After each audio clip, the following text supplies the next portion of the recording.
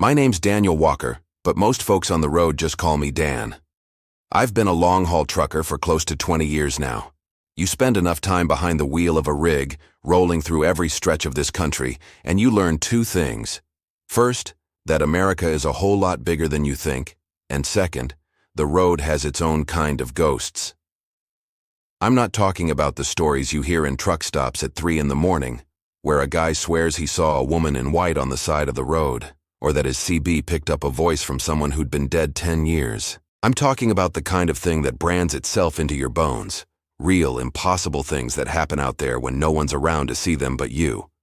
This is one of those stories. It happened a few winters ago, somewhere in the middle of Kansas.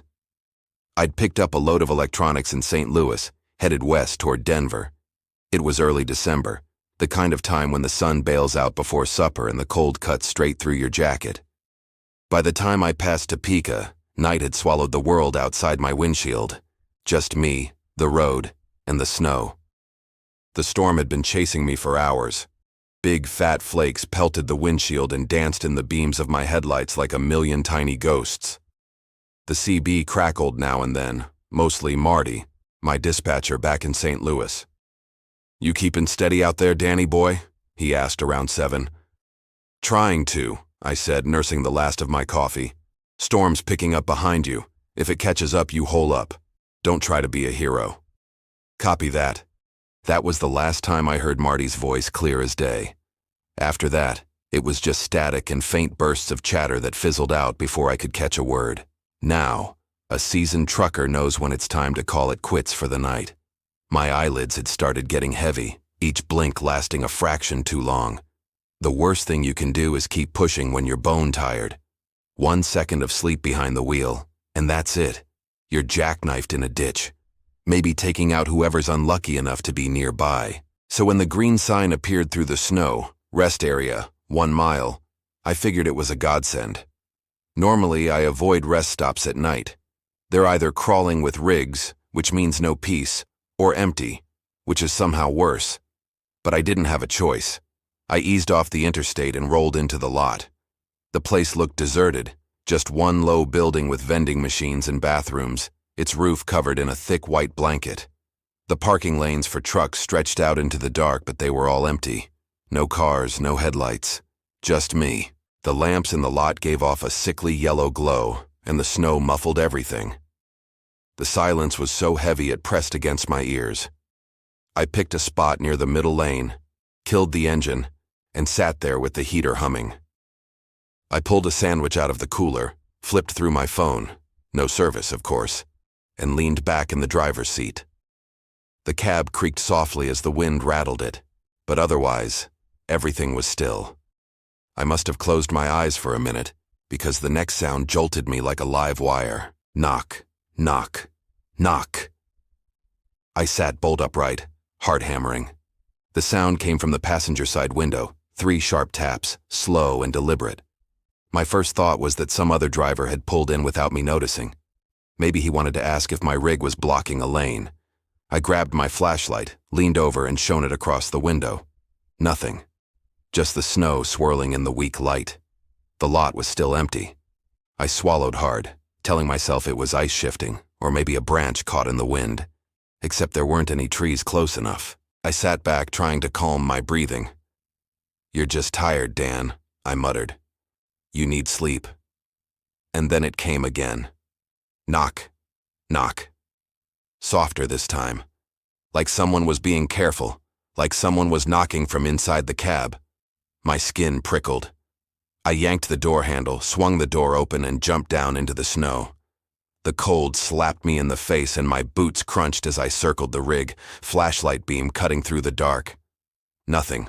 No footprints, no sign of anyone. Just me and the howling wind. By the time I climbed back into the cab, my breath was shaking. I slammed the door, locked it, and gripped the wheel like it was the only thing tethering me to reality. Minutes dragged by. The heater hummed. The snow hissed against the glass. I almost convinced myself I'd imagined it. Until I heard it again. Tap, tap, tap. This time, not just on the passenger side. From both sides. Like fingers drumming against the glass. I froze, every muscle locked. The flashlight slipped in my grip, trembling along with my hands. I turned slowly toward the dashcam screen mounted above the wheel. My stomach dropped. The grainy black and white feed showed the passenger window clearly, and pressed against the glass, clear as day, were two pale hands. Too long, too thin, skin white as paper. They didn't move, just stayed there, like someone was desperate to get in. I looked at the actual window. Nothing. Just the reflection of my own wide eyes. But the dashcam didn't lie. That was the first night I realized the road carries more than just cargo. It carries things you don't ever want to meet. And once they find you, they don't let go. The hands were gone by morning. When the first gray light of dawn crept over the horizon, I checked the dashcam again, heart hammering in my throat. The feed was grainy from the low light, snowy static flickering across the image. But there was no mistaking it. Those pale hands had been pressed against the glass for hours. And then, as the daylight came, they faded, like they'd never been there. No frost smudges, no streaks, nothing. I don't remember much about pulling out of that rest stop. I just remember the way my hands shook on the wheel and how I kept glancing at the mirrors, half expecting to see something clinging to the back of my rig. By the time I rolled into a gas station an hour later, I was running on fumes, of both diesel and nerves. I parked under the canopy lights, the pump beeping as I filled the tank, my breath fogging in the bitter cold. Inside, the place was nearly empty. A couple racks of snacks, a coffee machine that looked older than me, and a young woman behind the counter. She couldn't have been more than 25, with dark hair pulled back in a bun, wearing a tired smile. Her name tag read, Angela. I poured myself a coffee that tasted like burnt tar, and when I looked up, Angela was watching me. "You okay, sir?" she asked. I must have looked worse than I thought. My face in the reflection of the glass doors was pale, eyes sunken with exhaustion. "Long night," I muttered. Stopped at that rest area down on 70, out past Topeka. Her expression changed instantly. The color drained from her cheeks. You stayed there," she whispered. I frowned. "Yeah, why?" Angela glanced around the empty store like she didn't want anyone to hear. Then she leaned closer. "Most drivers don't stop there anymore.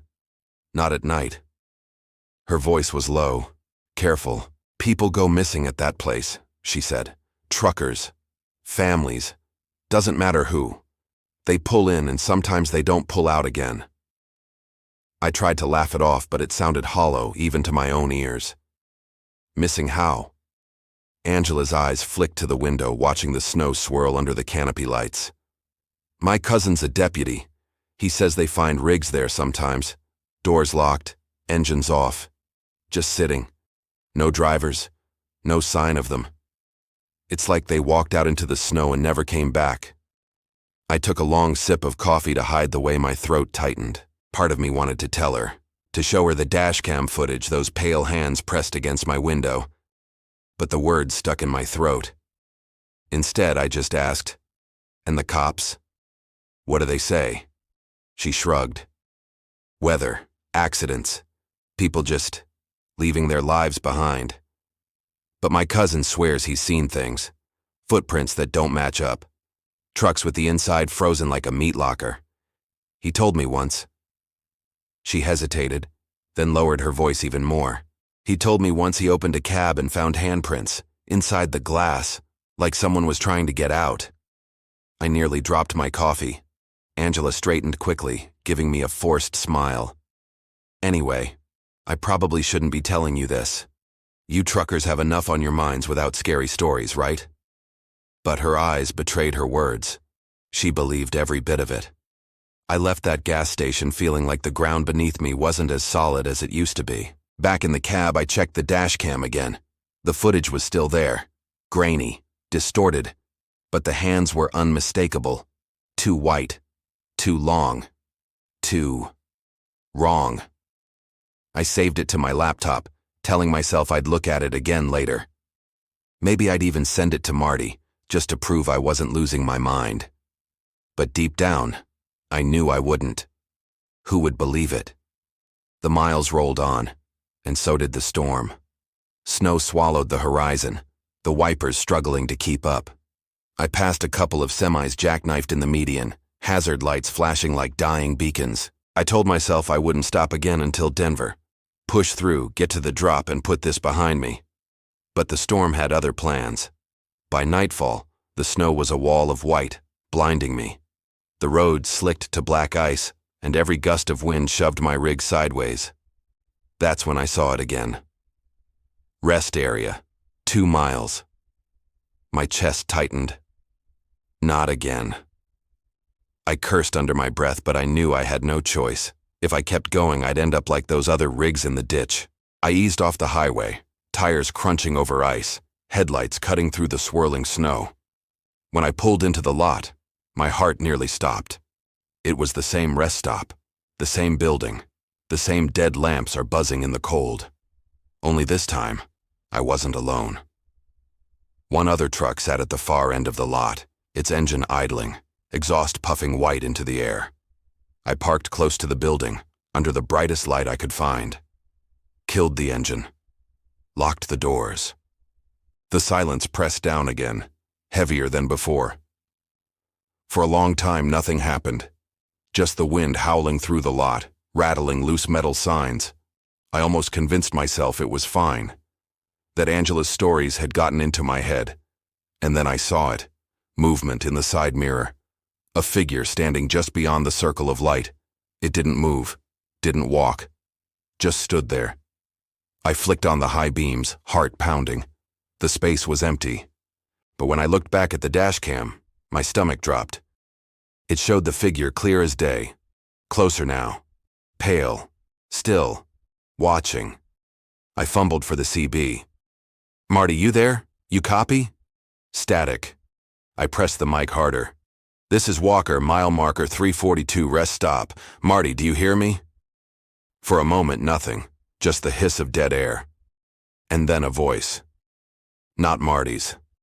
A whisper, dry and thin. "Let me in." I dropped the mic like it burned me. My chest heaved. The whisper came again, not through the CB this time, outside the cab, right beside me. "Let me in." And then came the sound I dreaded most. Knock, knock, knock. Slow, deliberate. On the driver's side window. The knocking was steady.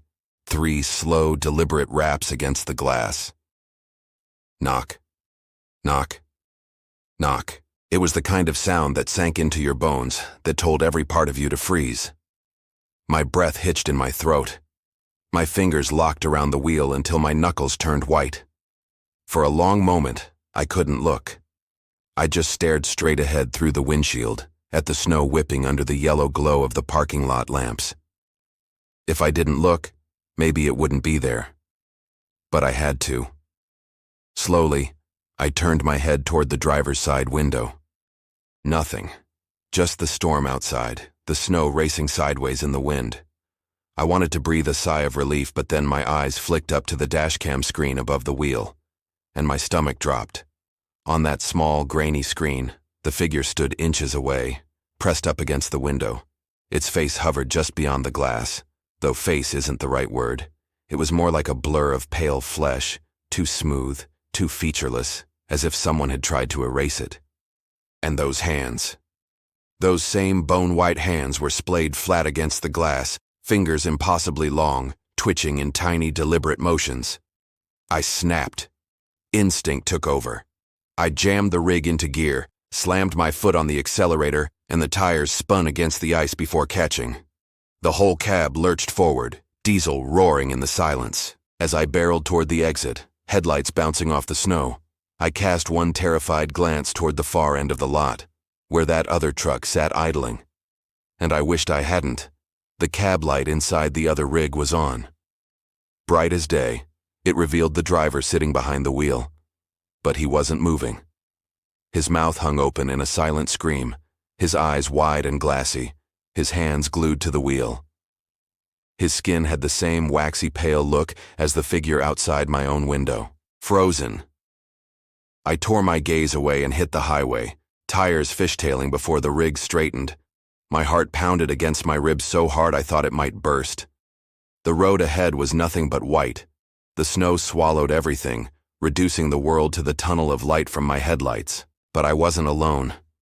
In the mirrors, I caught flickers of movement, the faintest hint of something shifting in the sleeper cab behind me. I couldn't see it straight on. Every time I turned, it was just shadows. But I could feel it, like someone was back there, watching. The CB crackled to life suddenly, making me jump so hard I nearly swerved. For a moment, I thought it was Marty. I grabbed the mic with shaking hands, desperate for a human voice. But what came through wasn't human. The whisper was the same one I'd heard outside, only clearer now. Closer. Let me in. I dropped the mic, heart racing. And then the whisper wasn't on the CB anymore. It was inside the cab. I could hear it breathing, right behind my seat.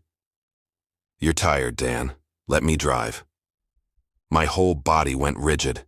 Every instinct screamed at me not to turn around, because if I did, I'd see it. I gripped the wheel tighter, eyes locked on the road, whispering to myself over and over, "Not real, not real, not real." The whisper grew harsher, sharper. "Let me in." And then, knock, knock, knock. Not from the windows this time, from inside the sleeper cab. I nearly lost control of the rig. My foot slammed the accelerator, the engine howling as the rig barreled down the icy highway. I didn't care if I wrecked. I didn't care if I ended up in a ditch. I just knew I had to get away. For the next hour, I drove like a madman, eyes wide, pulse thundering in my ears. I refused to look back. I refused to listen. By the time I crossed into Colorado, the storm had thinned. The sun bled into the horizon, painting the snow in shades of pink and gold. I pulled into Denver at dawn, hands shaking so badly I could barely shift gears. When I stumbled out of the truck, the delivery guy waiting at the dock took one look at me and whistled. "You look like death warmed over, man. You sick or something?" I just shook my head, unable to answer. Later, when I had the strength to check, I found most of the dashcam footage had been corrupted. Static filled the screen, glitching and warping until the files were useless. But one frame stayed intact. The clearest image of them all.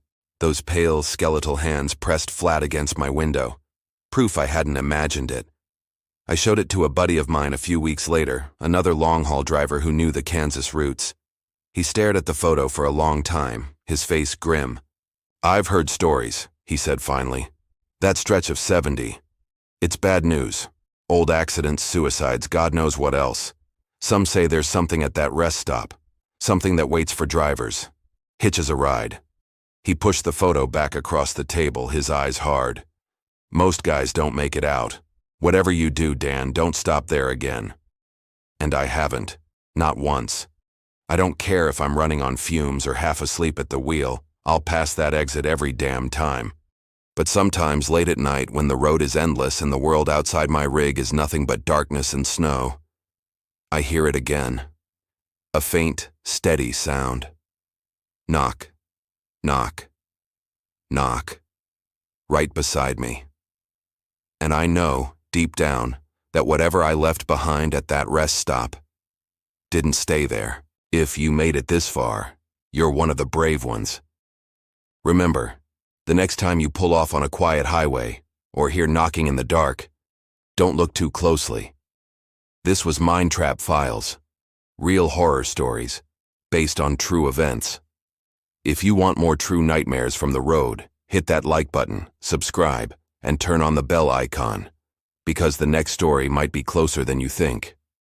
We're always watching the road.